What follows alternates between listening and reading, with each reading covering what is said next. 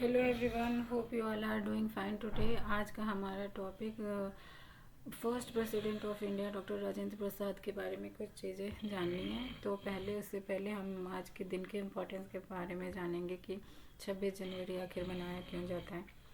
तो इसका main reason यही है कि जो 26 जनवरी 1950 को जो हमारा कॉन्स्टिट्यूशन है वो इफ़ेक्ट में आया था। उससे पहले कॉन्स्टिट्यूशन को हमने अडॉप्ट तो कर लिया था 26 नवंबर 1949 को। 1949 को हमने नवंबर 1949 को हमने इसको असेंबली में कॉन्स्टिट्यूट किया था, अडॉप्ट किया था, लेकिन इफ़ेक्ट में नहीं आया था। इफ़ेक्ट में लाने की जो डेट डिसाइड की गई थी 26 जनवरी 1950 को। और इसको जो इंडियन नेशनल कांग्रेस है उन्होंने इसको चूज़ किया था पूर्ण स्वराज के रूप में, यानी कि कंप्लीट इंडिपेंडेंस के रूप में मनाने की बात उस दिन उन्होंने डिसाइड की थी।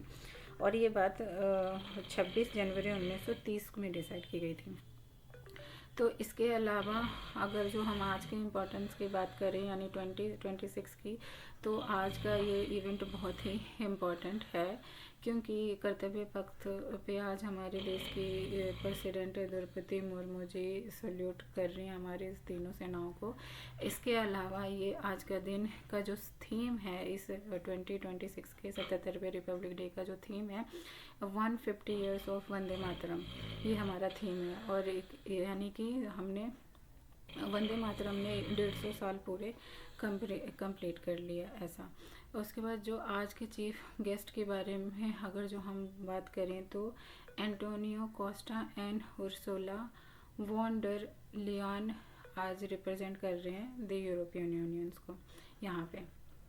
आगे हम बढ़ते हैं डॉक्टर राजेंद्र प्रसाद जी के बारे में जानते हुए, जिन्होंने अपनी सर्विसेज सर्व की 1950 से 1962 में as a president of India. यहाँ पे प्रेसिडेंट ऑफ इंडिया के रूप में उन्होंने अपनी सर्विसेज 1950 से 1962 तक सर्व की। और उनका जन्म 3 दिसंबर 1884 को एक कायस्थ फैमिली में बिहार के सिवान डिस्ट्रिक्ट में हुआ था, जो कि ब्रिटिश रूल के अंदर उस टाइम आता था। अब उन्होंने अपनी जो बेसिक एजुकेशन थी वो उन्होंने अपने गांव से कंप्लीट की। फिर बाद में वो चंपा डिस्ट्रिक्ट में चले गए हायर एजुकेशन के लिए, बेसिकली इंटरमीडिएट एजुकेशन के लिए। उसके बाद उन्होंने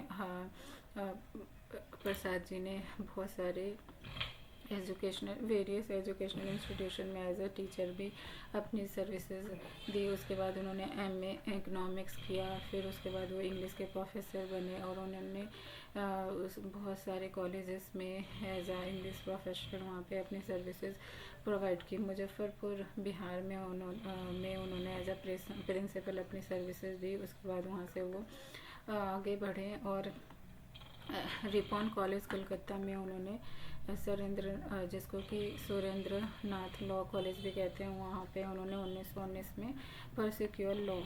और उसके बाद फिर उन्होंने अपनी वर्क किया उन्होंने professor of economics at Kolkata city college में। 1915 में प्रसाद अपीयर्ड किए हुए examination of master in law में from department of law university of Delhi. Prasad ji के जो examination and won a gold medal, और उन्हें गोल्ड मेडल मिला। और उन्होंने कंप्लीट किया ही अपना डायरेक्टरेट इलाहाबाद यूनिवर्सिटी से 1916। उसके बाद उन्होंने 1916 में ज्वाइन किया high court of Bihar and Orissa, जो उस टाइम सेम ही प्रेसिडेंसीज में आते थे। इन 1917 में ही was appointed as one of the first member of the senate and of the Patna university. He also practice law at Bhagalpur. और उन्होंने famous silk town in Bihar जिसको कहा जाता है, वहाँ पे भी उन्होंने अपने प्रैक्टिस किया। राजेंद्र प्रसाद बाबू का जो 3 दिसंबर 1884 से 28 फरवरी 1923 तक के बारे में अगर जो बात करें तो Indian politician, lawyer, journalist, scholars और सब की तरह उन्होंने वर्क किया। और उन्होंने नेशनल कांग्रेस को इंडिपेंडेंस मूवमेंट में मेजर लीडर की तरह बिहार के से एक मेजर लीडर की तरह उभर कर आए थे। और ब्रिटिश सरकार ने उनको जो नमक सत्याग्रह था 1930 में और क्विट इंडिया मूवमेंट 1942 में। उसके दौरान उनको बहुत बार जेल में बंद भी किया गया। और 1946 इलेक्शन में प्रसाद ने जो first minister of food and agriculture के रूप में अपनी सर्विसेज सर्व किए इंडिया को। और upon independence in 1947 Prasad was elected as the first president of Constituent Assembly of India, which prepared the Constituents of India, which served as its provincial of parliament। उसके बाद उनको 1950 में इलेक्ट किया गया first president assembly का और establish किया गया traditional and non partisanship and independence of office bearer and retired from Congress party politician। तो ये था आज का हमारा वीडियो डॉक्टर राजेंद्र प्रसाद बाबू के बारे में। नेक्स्ट टाइम मिलते हैं किसी और नए टॉपिक के साथ। Thank you so much for watching my video.